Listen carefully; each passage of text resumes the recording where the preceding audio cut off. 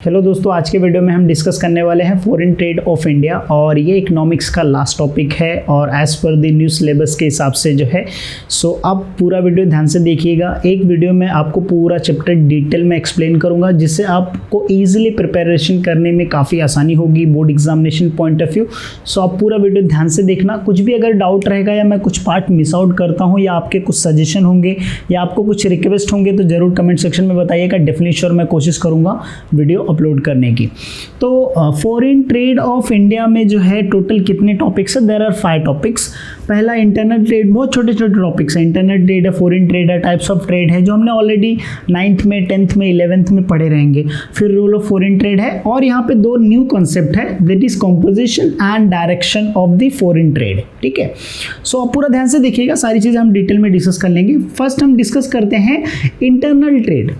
देखो, internal trade क्या होता है? डोमेस्टिक ट्रेड होता है। डोमेस्टिक मतलब बोला तो with in the country, country के अंदर जो भी ट्रेड होता है, ट्रेड दैट इज बिजनेस, जो भी ट्रांजैक्शंस होता है, बाइंग एंड सेलिंग होता है, वो विद इन द कंट्री के अंदर होता है, that is called as internal trade. So internal trade आपका डेफिनेशन कैसे बन जाएगा? Internal trade means buying and selling of goods and services within the country और विद इन दी बाउंड्री, मतलब कंट्री के अंदर जो भी ट्रेड होगा तो that is called as internal trade. Example क्या होगा?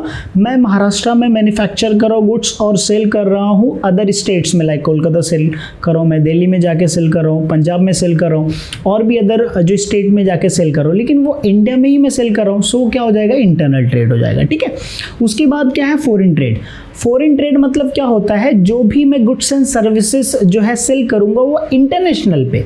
फॉरेन ट्रेड मतलब इंटरनेशनल ट्रेड। इंटरनेशनल को हम ओवरसीज ट्रेड भी बोलते हैं। ठीक है, सो फॉरेन ट्रेड में क्या होता है? Buying and selling of goods between the 2 countries, 2 country या 2 से ज्यादा कंट्री के बीच में हो सकता है फॉरेन ट्रेड। सो उसको हम क्या बोलते हैं? फॉरेन ट्रेड बोलते हैं, राइट। एग्जाम्पल के तौर पर क्या लिखोगे? Foreign trade that is India is selling goods and services to the Canada, America और any other foreign countries, और परचेस भी कर रहा है कोई दूसरे अदर कंट्री से। So that is called as foreign trade.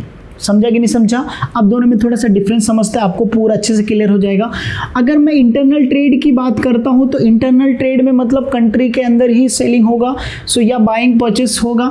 तो अब इसमें क्या हो रहा है कि इंटरनल ट्रेड में एक ही करेंसी का इन्वॉल्वमेंट होगा, फॉरेन ट्रेड में एक से ज़्यादा करेंसी का इन्वॉल्वमेंट होगा। यहाँ पे आपको बहुत कम रिस्ट्रिक्शन होगा, ट्रेड करना काफ़ी आसान होगा क्योंकि आप डोमेस्टिक लेवल पे कर रहे हो। लेकिन इंटरनेशनल ट्रेड पे क्या होता है? बहुत सारे रिस्ट्रिक्शन होते हैं, चाहे वो पॉलिटिकल हो चाहे वो टैरिफ, मतलब टैक्स के अलग अलग डिफरेंस, कस्टम ड्यूटी, सो सारी चीज़ें डिफरेंट होती है। तो समझ में आ गए? यहाँ पे आपको जो है डिफरेंट एक ही कॉम्पिटिटर मिल सकता है और यहाँ पे बोल सकते हो नहीं कॉम्पिटिशन होगा। लेकिन फॉरेन ट्रेड में क्या होता है? जब इंटरनेशनल हम करते हैं तो और भी बहुत सारी कंट्री ऑलरेडी ट्रेड करती है तो वहां पे कंपटीशन ज़्यादा मिलता है। सो ये कुछ डिफरेंस है जिसको आप पढ़ के आसानी काफ़ी इजीली समझ सकते हैं internal trade and foreign trade क्या होता है। ठीक है, अब कुछ टाइप्स है, टाइप्स ऑफ फॉरेन ट्रेड। जब भी फॉरेन ट्रेड का हम टाइप्स पढ़ते हैं तो हमने काफ़ी टाइम इंपोर्ट पढ़ा है, काफ़ी टाइम एक्सपोर्ट भी पढ़ा है। ये जो है इंटरपोर्ट, ये हमारे लिए थोड़ा सा नया है। देखिए, ये भी ऑलरेडी हमने 11th में पढ़ा है, 11th के सिलेबस में ऑलरेडी मैंने खुद 11th में पढ़ाया है, पुराने सिलेबस में भी था, नए सिलेबस में भी है। सो इंपोर्ट ट्रेड मतलब क्या होता है? जब अपन गुड्स एंड सर्विसेज क्या करते हैं? बाय करते हैं। मतलब if India buying goods and services from the foreign country, like अगर अमेरिका से कुछ परचेस कर रहा है या रशिया से कुछ परचेस कर रहा है या ऑस्ट्रेलिया से कुछ परचेस कर रहा है, सो उसको हम क्या बोलते हैं? इंपोर्ट। इंपोर्ट मतलब इंडिया कंट्री परचेस करेगा दूसरे कंट्री से, सो उसको हम क्या बोलते हैं? इंपोर्ट बोलते हैं। सो अब इंपोर्ट का डेफिनेशन क्या हो जाएगा? When a country is purchase goods and services from the foreign country, so that is called as import trade. Example के तौर पे इंडिया ने क्या किया? आर्म्स एंड एम्यूनिटीज जो है अमेरिका से खरीदा तो वो क्या हो जाएगा? इंपोर्ट हो जाएगा। इंडिया ने गल्फ कंट्री से जो है नेचुरल ऑयल और बोल सकते हो पेट्रोलियम प्रोडक्ट क्या किए? परचेस किए, so that will become the import. Export क्या होता है? यहाँ पे क्या होता है? सेल होता है। जब हम क्या करते हैं, कोई भी गुड्स एंड सर्विसेज दूसरे कंट्री को सेल करते हैं। जैसे एग्जांपल के तौर पे India is a agriculture economy, अब बोलोगे सो हमारे इंडिया में एग्रीकल्चर प्रोडक्ट बहुत ज़्यादा है। सो हमने क्या किया, एग्रीकल्चर प्रोडक्ट जो है वो एक्सपोर्ट किया, मतलब सेल किया, किसको, दूसरे यूके को मैंने सेल कर दिया। तो अब वहाँ पे क्या हो जाएगा, उसको हम क्या बोलते हैं, एक्सपोर्ट। तो एक्सपोर्ट में क्या होता है, सेल होता है goods and services to the foreign country. तो आप डिफरेंस देखो, इंपोर्ट में buying goods and services from the foreign country, और एक्सपोर्ट में क्या होता है, selling goods and services to the foreign country. ठीक है, अब यहाँ पे आपको ये भी समझना पड़ेगा, अगर हम सेल करते हैं तो हमको डॉलर्स मिलता है, मतलब हमारा यहाँ पे क्या होगा, फॉरेन अर्निंग होगा, हमारा यहाँ पे इनकम होगा जब हम एक्सपोर्ट करेंगे। जैसे एग्जाम्पल के तौर पे क्लोथ का ही अगर हम कुछ एक्सपोर्ट कर दे दूसरे कंट्री में, तो वहाँ की करेंसी में हमको अच्छा खासा इनकम अर्निंग होगा। सो एक्सपोर्ट करेंगे तो हमारे लिए क्या है, पॉजिटिव है। अगर हम इंपोर्ट ज़्यादा करेंगे तो हमारे लिए माइनस है। क्यों, कमेंट में बताना आप। ठीक है, फिर इंटरपोर्ट, ये भी आपके नॉलेज के लिए है, सारी चीजें मैंने समझा दिया। तो आपको एक सिंपल क्वेश्चन पूछा हो, देखते हैं कौन कितने लोग आंसर देते हैं। इंटरपोर्ट मतलब क्या होता है, इसमें 2 से ज्यादा कंट्री का इन्वॉल्वमेंट होता है। Let's say example, a country है, बी कंट्री है, सी कंट्री है। अब ये कंट्री जो है इंडिया कंट्री है, इंडिया ने क्या किया, बी कंट्री से कोई प्रोडक्ट खरीदा, और इस प्रोडक्ट ए कंट्री, इंडिया ने ए प्रोडक्ट बी प्रोडक्ट से खरीदा, और बी से खरीदने के बाद किसको सेल किया, सी को सेल किया। दैट मीन्स इंडिया इज, जैसे एग्जांपल के तौर पे इंडिया ने क्या है, पेट्रोलियम प्रोडक्ट जो है गल्फ कंट्री से खरीदा, और वो प्रोडक्ट क्या कर रही है, श्रीलंका या बांग्लादेश ऐसे कोई दूसरे देश को क्या कर रही है, सेल कर रही है। तो वो क्या आ जाता है, इंटरपोर्ट हो जाता है। इंटरपोर्ट में क्या होता है, one country purchase the goods from the other country and sell to the another country, मतलब परचेस किसी और से कर रहा है और सेल क्या कर रहा है, कोई और कंट्री में कर रहा है, तो उसको हम क्या बोल सकते हैं, इंटरपोर्ट बोलते हैं। अंडरस्टूड। जैसे एग्जांपल इंडिया में होता है कि जो है सेलिंग होता है, जैसे पेट्रोल का बांग्लादेश या जो है श्रीलंका को सेल करता है, तो इंडिया ऑलरेडी इंडिया वाले के पास नहीं है, वो क्या करता है, किसी और से परचेस करता है कंट्री बी से, और फिर सेल किसको करता है, श्रीलंका से इसी कंट्री है उसको सेल करता है। That is called as entrepot. ठीक है, पूरा डिटेल अच्छे समझ में आ गया। अब उसके बाद अगर आपके पास कुछ एग्जांपल्स होंगे तो जरूर कमेंट सेक्शन में बताइएगा। आई होप आप जो है लेक्चर्स समझ में आ रहा होगा पूरा डिटेल से, कमेंट जरूर कर देना। ठीक है, इस टॉपिक का नोट्स भी मेरे वेबसाइट पे आप विजिट कर सकते हो, imaduddinhq.com, जहाँ पे आपको इजी सीक्वेंस वाइज नोट्स मिलेगा। देखिए, रोल ऑफ फॉरेन ट्रेड। सो अब जब हम बोलते हैं कि फॉरेन ट्रेड है तो उसका रोल क्या है, उसका इंपॉर्टेंस क्या है, एक्चुअली जो फॉरेन ट्रेड है वो क्या इंपॉर्टेंस प्ले करता है हमारी इकोनॉमी में, इंडियन इकोनॉमी के लिए, इंडिया के लिए। सो वो हम पढ़ने वाले रोल। पहला क्या बोलता है, टू अर्न फॉरेन एक्सचेंज। हमने यहाँ पे बोला जब हम एक्सपोर्ट करेंगे तो हमारा क्या होगा, अर्निंग बढ़ेगा, तो हम अर्निंग ढेर सारा एक्सचेंज जो है अच्छा खासा इनकम रिजर्व कर सकते हैं, तो ये हमारे लिए बेनिफिट है। दूसरा, इनकरेज इन्वेस्टमेंट। जब हम एक्सपोर्ट और इंपोर्ट करते हैं, that means we give invitation to the foreign country कि भाई हमारे इंडिया में आओ और यहाँ पे मैन्युफैक्चरिंग करो, यहाँ पे सेटअप करो, चाहे वो फाइनेंशियल सेक्टर्स में हो, चाहे इंश्योरेंस सेक्टर्स में हो, चाहे रिटेल सेक्टर्स में हो, चाहे इंफ्रास्ट्रक्चर में हो, चाहे पावर सेक्टर्स में हो। दैट मीन्स व्हाट, कि अगर हम फॉरेन ट्रेड को अलाउ करते हैं तो यहाँ पे क्या होता है, हमारे पास वैरायटीज ऑफ प्रोडक्ट मिलेंगे, कंपटीशन ज़्यादा होगा, हमको लोवेस्ट प्राइस में हमको अच्छे क्वालिटी के प्रोडक्ट मिलेंगे, तो और इन्वेस्टमेंट भी क्या होगा, बड़ा होगा, चाहे वो बैंकिंग सेक्टर्स, फाइनेंस सेक्टर्स का हो या अदर सेक्टर्स के भी हो। तो यहाँ पे क्या होता है, इन्वेस्टमेंट बढ़ना। दैट मीन्स हमारे इंडिया में नए नए कंपनी सेटअप होना, जैसे अभी रिसेंटली बहुत से, जैसे ओयो होटल है, जोमेटो है, स्विगी है, ऐसे बहुत सारे जो है न्यू स्टार्टअप हुए हैं, तो वो इन्वेस्टमेंट होता है। अब उस कंपनी के अंदर और भी बहुत सारे फॉरेन कंट्री लोगों ने इन्वेस्टमेंट किया होगा, राइट, तो उससे इन्वेस्टमेंट बढ़ता है। ठीक है, division of labour and specialisation, ये पॉइंट को आपको समझने के लिए समझना पड़ेगा। जैसे एग्जांपल के तौर पे वर्ल्ड में बहुत सारी कंट्री है, कुछ कंट्री में लेबर्स बहुत ज़्यादा है, कुछ कंट्री में लेबर्स बहुत ज़्यादा, कुछ स्पेशलाइज्ड है। अब यहाँ पे क्या होता है कि जो बिजनेस होता है वो उस बिजनेस जहाँ पे सेटअप करेगा, जहाँ पे उसका कॉस्ट कम होगा, और वहाँ पे कॉस्ट किसका कम होगा, जब उस कंट्री में स्पेशलाइज्ड लेबर फोर्स होंगे। तो ये जो है फॉरेन एक्सचेंज क्या करता है, डिवाइड कर देता है basis on the labour specialisation. तो यहाँ पे क्या होता है, जैसे हमारे इंडिया में जो है बहुत सारे एमएनसीज कंपनी है, why, because in India we are labour intensive, यहाँ पे आपको चीप लेबर मिल जाते हैं, तो आपका कॉस्ट मिनिमाइजेशन हो जाता है, तो उसकी वजह से भी क्या होता है, जो है फॉरेन ट्रेड जो बढ़ता है।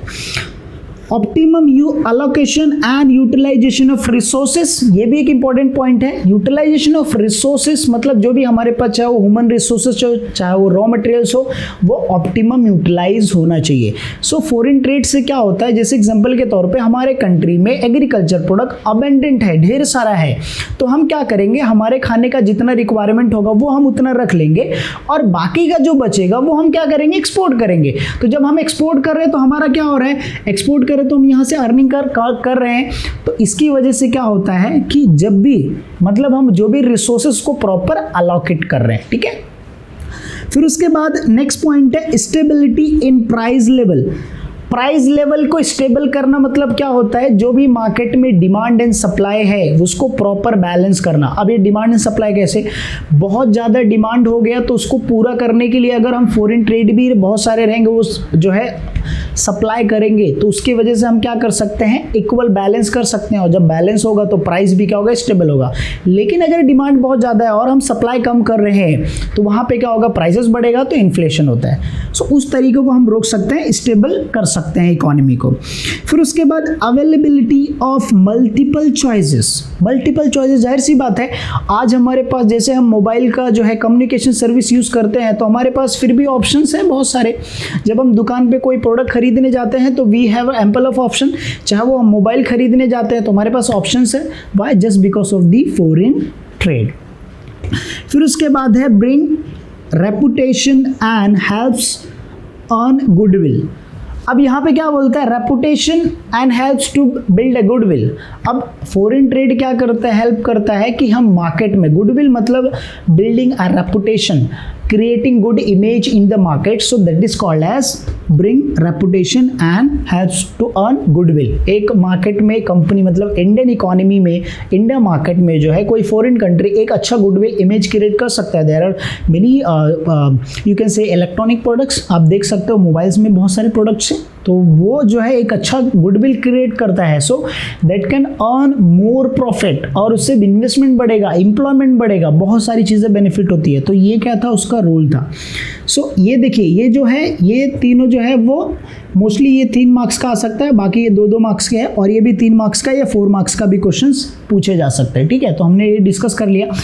अब एक टॉपिक बचा है जो बहुत ही आसान है, सिर्फ आपको थोड़ा सा ध्यान देना है। देखिए, composition and direction of Indian foreign trade, मतलब क्या हुआ कि एसेंट से लाइक 1990 के बाद, 1990s के बाद और 1991 के मतलब उसके बाद जो इकोनॉमी में क्या क्या चेंजेस हुए हैं, क्योंकि 1991 के बाद हमारी इकोनॉमी क्या हो गई थी, ओपन इकोनॉमी हो गया था, जहाँ पे लिबरलाइजेशन आया था, प्राइवेटाइजेशन आया था, ग्लोबलाइजेशन। तो क्या क्या चेंजेस हुए थे वो हम पढ़ने वाले कंपोजिशन में एंड डायरेक्शन में। सो कंपोजिशन में बेसिकली क्या बोलते हैं, increase the share of gross national income. अब यहाँ पे मैंने कुछ परसेंटेज भी लिखा है, तो आपको यहाँ पे परसेंटेज लिखना है कि हमारा जो ग्रॉस नेशनल इनकम था उसके अंदर इंक्रीज हो गया था। और ये ग्रॉस नेशनल इनकम इंक्रीज कब होगा, जब हमारा आउटपुट बढ़ेगा, जब हमारे पास जो टोटल आउटपुट इंक्रीज होंगे तो हम क्या कर सकते हैं, ग्रॉस नेशनल इनकम बढ़ा सकते हैं। उसका यहाँ पे लिखा, पहले 1991 में 17.35% था, 55%, और अभी के 2006 में जो 25% था, और आज के टाइम पे 2016 का जो डेटा है उसमें 48.8% था। तो आपको सिर्फ डेटा याद रखना, कोई 2 डेटा याद रखना है, ठीक है। एक 1991 का याद कर लीजिए और 2016 का। फिर increase volume and value of the trade. आज देख लीजिए, आज के टाइम पे जो क्वांटिटी है वो बढ़ गई है, जो ट्रेड है वो भी क्या हो गया, इंक्रीज हो गया है। So due to compositional direction investment बढ़ा, इन्वेस्टमेंट बढ़ने की वजह से जो है आउटपुट इंक्रीज हुआ, उसके हिसाब से जो ट्रेड था वो भी क्या हो गया, इंक्रीज हो गया। सो वॉल्यूम एंड वैल्यू दोनों क्या हो गई, आज के टाइम पे बहुत ज़्यादा इंक्रीज हो गई है। फिर यहाँ पे परसेंटेज रहेगा, बस आपको वही परसेंटेज लेंगे। Change in composition of export, पहले हम एक्सपोर्ट बहुत कम करते थे और इवन करते भी नहीं थे क्योंकि हमारी इकोनॉमी क्लोज्ड इकोनॉमी थी। बट 1991 के बाद जब ग्लोबलाइजेशन हुआ तो हमारा एक्सपोर्ट भी बढ़ गया, प्लस जो है कंपोजिशन इन इंपोर्ट्स, इंपोर्ट भी ज़्यादा हो गया। क्यों? क्योंकि क्या करते थे, जो भी हम एग्रीकल्चर सेक्टर्स में जो मशीन का यूज़ करते थे वो हमारे पास उतना हाई टेक्नोलॉजी नहीं था अपडेशन। तो हमने जब इंपोर्ट करना चालू किया तो हम बहुत सारे ऐसे टेक्नोलॉजी अपडेट जो है करने लग गए, जिसकी वजह से हमारे जो प्रोडक्शन प्रोसेस था वो बढ़ गया, चाहे वो एग्रीकल्चर का हो चाहे वो इंडस्ट्रियल सेक्टर्स का हो। अंडरस्टूड। जैसे जो भी हम फार्मिंग करते थे पहले मशीनों का बहुत कम यूज़ करते थे, बट आज के टाइम पे हम मशीनों का बहुत यूज़ करते हैं। और इंडस्ट्रीज़ में आप बोलोगे इसमें क्या फ़ायदा है? फ़ायदा ये है कि भाई हम जब जब मशीन्स का यूज़ करेंगे और इंडस्ट्रियल का जब डेवलपमेंट होगा तो हम पेस्टिसाइड जो दवाएं होती है और जो फर्टिलाइजर्स जो खाद होती है उसको अच्छे तरीके से हम डेवलप करके फार्मिंग को कैसे ग्रोथ कर सकते हैं, सीड्स, ये सारी चीज़ें, तो उत्पादन जो हमारे देश का बढ़ जाएगा, तो उससे हमारा इकोनॉमी का क्या होता है, बेनिफिट्स होगा। ठीक है। उसके बाद ओशन ट्रेड, अब ये जो सी के थ्रू ट्रेड होता था वो भी क्या हो गया, काफ़ी हद तक इंक्रीज हो गया है। पहले हमारा इकोनॉमी में जो भी ट्रेड होता था वो बहुत कम था। अभी के टाइम पे जो है ओशन की वजह से नए नए पोर्ट्स बन गए हैं। सो वो पोर्ट्स की वजह से जो है it become very easy for international trade. And अगर आप देखोगे इंडिया बहुत से कंट्री से जो डील करता है वो ओशन जो है ट्रेड से ही करता है। फिर उसके बाद आता है डेवलपमेंट ऑफ न्यू पोर्ट। अभी देखिए यहाँ पे ओशन ट्रेड और डेवलपमेंट तो आप थोड़ा सा रिलेट करके बता सकते हो। जैसे एग्जांपल के तौर पे जो है विशाखापट्टनम, कोची में यहाँ पे कुछ जो नए है, पहले तो ऑलरेडी कोलकाता, मुंबई और चेन्नई में था ही, अभी बहुत सारे न्यू पोर्ट्स बन रहे हैं जिससे क्या होगा, ट्रेड मतलब जो एक एक्सपोर्ट एंड इंपोर्ट हो दैट बिकम वेरी इजी, और ट्रेड करना हमको काफ़ी आसान हो जाए, जिससे जो है गुड्स जो ट्रांसफरेंसी डिस्ट्रीब्यूशन फास्ट रहेगा, तो उससे हम क्या कर सकते हैं, हमारी इकोनॉमी को डेवलप कर सकते हैं बाय एक्सपोर्टिंग और बाय इंपोर्टिंग। जहाँ पे रिक्वायरमेंट है वहाँ पे हम इंपोर्ट करेंगे, जहाँ पे हमारे पास बहुत ज़्यादा है वो हम क्या करेंगे, एक्सपोर्ट करेंगे। इससे हमारा नुकसान कम से कम होगा। डायरेक्शनल में भी सेम वही है। अभी देखिए डायरेक्शनल में क्या है कि एक्सपोर्ट में क्या चेंजेस हुए और इंपोर्ट्स में क्या चेंजेस हुए, तो आपके लिए होमवर्क रहेगा इंपोर्ट्स का। फिर भी मैं आपको थोड़ा सा गाइडलाइंस मतलब बता दूंगा क्या इसमें एक्सप्लेन करना है। एक्सपोर्ट में ट्रेंड्स अगर बोलेंगे तो कितना इंक्रीज हुआ वो हमको सिर्फ बताना है, या कितना डिक्रीज हुआ। तो एक्सपोर्ट में जाहिर सी बात है इंक्रीज होगा। इंजीनियरिंग जो गुड्स थे, जैसे ऑटोमोबाइल्स के, व्हीकल्स के बहुत सारे प्रोडक्ट्स थे, वो बढ़ गए, एक्सपोर्ट बढ़ गया। पहले 16 बिलियन था, अभी जो है 24.8 बिलियन है। तो ये भी बहुत बड़ा अचीवमेंट है कि हम एक्सपोर्ट इतना लेवल का कर रहे हैं। फिर पेट्रोलियम प्रोडक्ट्स भी हमारा 4.2 था, आज जो है 20%, 2013 में जो था ये 20% हो गया है। दैट मीन्स इंक्रीज हो गया है। हम पेट्रोलियम प्रोडक्ट चाहे वो oil and natural gas product हो, वो हम क्या कर रहे हैं, इंक्रीज कर रहे हैं। तो उससे क्या होता है कि हमारे ओवरऑल इकोनॉमी को बेनिफिट्स होता है। ठीक है। फिर उसके बाद केमिकल प्रोडक्ट्स जो है वो भी इंक्रीज हो, पहले 10.4% था, अभी 2014 में है, एक्चुअल में ये इंक्रीज हो गया है। पहले बहुत कम था, 4%, 3% था अप्रोक्सीमेट, आज के वक्त में जो है ये 10.4% हो गया है। तो ये जो केमिकल प्रोडक्ट्स होते हैं जो यूज़ होता है इंडस्ट्रियल प्रोडक्ट मैन्युफैक्चरिंग गुड्स बनाने के लिए। अभी जेम्स एंड ज्वेलरी का भी देख लीजिए, यहाँ पे 13.3% जो है इंक्रीज हुआ है। तो यहाँ पे सिर्फ आपको थोड़ा सा परसेंटेज बताना है कि एक्सपोर्ट में क्या इंक्रीज हुआ, और एक्सपोर्ट में हमेशा इंक्रीज होगा क्योंकि यहाँ पे हमारा क्या हो रहा है, बेनिफिट हो रहा है। यहाँ पे क्या होगा, बेनिफिट होगा। इंपोर्ट में कम होगा जहाँ पे हमारा माइनस नेगेटिव होता है। सो पेट्रोलियम प्रोडक्ट क्या पहले 27% था, अभी क्या हो गया, पेट्रोलियम के हालांकि इंक्रीज हो गया। हम पेट्रोलियम के प्रोडक्ट आज भी बहुत ज़्यादा इंपोर्ट करते हैं, दैट इज़ 31%। गोल्ड का पहले बहुत ज़्यादा था, 53.3% था, आज के वक्त में जो है वो 27.5 हो गया, ये कम हो गया है। तो ये एक अच्छा साइन है। क्यों? क्योंकि क्या होता है कि इसकी वजह से जो हमारी इकोनॉमी जो है उसको हम बूस्ट कर सकते हैं, क्योंकि और गोल्ड एक ऐसा स्टैंडर्ड जहाँ पे ट्रेड होता है, एक रिजर्व माना जाता है। फर्टिलाइजर्स का पहले हम 4.1 करते थे, अभी जो है 1.3 करते, दैट मीन्स ये कम हुआ, मतलब हम खुद के कंट्री में मैन्युफैक्चर कर रहे हैं, हम इंपोर्ट नहीं कर रहे, तो उससे हमारा नुकसान कम होगा क्योंकि हमारा मनी आउटफ्लो नहीं होगा, इनफ्लो होगा तो बेनिफिट होगा। आयरन एंड स्टील 49 पॉइंट से लेके अभी जो है वो 4.9 से लेके अभी 2.1% हो चुका है। सो ये भी हमारे लिए एक सबसे बड़ा अचीवमेंट्स है। तो आपको सिर्फ इतना ट्रेंड्स में ये बताना, पॉइंट सेम रहेगा, सिर्फ क्या करना है, एक्सपोर्ट में बताना इंक्रीज हुआ, इंपोर्ट में क्या करना है आपको, डिक्रीज हुआ। ठीक है। अब एक पॉइंट और बच गया आपके टॉपिक में, balance of payment, BOP, balance of payment. Video last तक देख रहे हैं, ध्यान से सुनना, एक सेंटेंस में आपको समझ में आएगा बैलेंस ऑफ पेमेंट क्या। बैलेंस ऑफ पेमेंट मतलब होता है रिकॉर्डिंग ऑल इंटरनेशनल ट्रांजेक्शन, चाहे वो लोन हो, चाहे वो एक्सपोर्ट हो, चाहे इंपोर्ट हो। सो उसको हम क्या बोलते हैं, balance of payment. Balance of payment basically क्या करता है, कंट्री एक अलग से सेपरेट अकाउंट बनाता है जहां पे हम कितना एक्सपोर्ट किए, कितना इंपोर्ट किए, कितना इनफ्लो हुआ, कितना आउटफ्लो हुआ, कुछ हम लोन भी लिए हैं, कुछ नए प्रोजेक्ट स्टार्ट करने के लिए। सो वो सारी चीजें जो है रिकॉर्ड होती है बैलेंस ऑफ पेमेंट, एक ट्रांजैक्शन। अभी हम क्यों रिकॉर्ड करते हैं, इससे हमको पता चलता है कि हमने कितना एक्सपोर्ट किया, कितना इंपोर्ट किया, हमारा डेफिसिट में आ रहा है या सरप्लस में आ रहा है। उससे हम क्या कर सकते, अगर हमारा डेफिसिट में आएगा तो हमारे लिए इकोनॉमी के लिए थोड़ा सा नुकसान है, कुछ अच्छा भी है, लेकिन कुछ अगर बैलेंस आता है दैट मीन्स हमारा जितना इनकम था उतना एक्सपेंडिचर, मतलब जितना हमने इंपोर्ट किया उतना एक्सपोर्ट किया, तो उससे हमारी इकोनॉमी को काफ़ी हेल्पफुल होता है। सो इस तरीके से जो है बैलेंस ऑफ पेमेंट, इसके ऊपर बहुत बड़ा टॉपिक है, disequilibrium of balance of payment, types of balance of payment. So economy के चेंजेस होने की वजह से भी डिसइक्विलिब्रियम होता है, ऐसे बहुत सारे टाइप्स हैं। बट आप सिर्फ इतना याद रखो कि बैलेंस ऑफ पेमेंट बोला मतलब ट्रांजैक्शन को रिकॉर्ड करना। कौन से ट्रांजैक्शन को? इंटरनेशनल। अब वो लोन भी हो सकता है, एक्सपोर्ट इंपोर्ट सारी चीज़ें जो भी हम इंटरनेशनल लेवल पे करते हैं सभी कंट्री से, वो एक अलग से सेपरेट अकाउंट होता है। So I hope you understand each and everything. मैं पूरा डिटेल में समझाया रहेगा कि अगर आपको कुछ भी डाउट है या कुछ भी आपका सजेशन है कमेंट सेक्शन में जरूर दीजिएगा। पूरा वीडियो देखने के लिए thank you so much guys for watching video.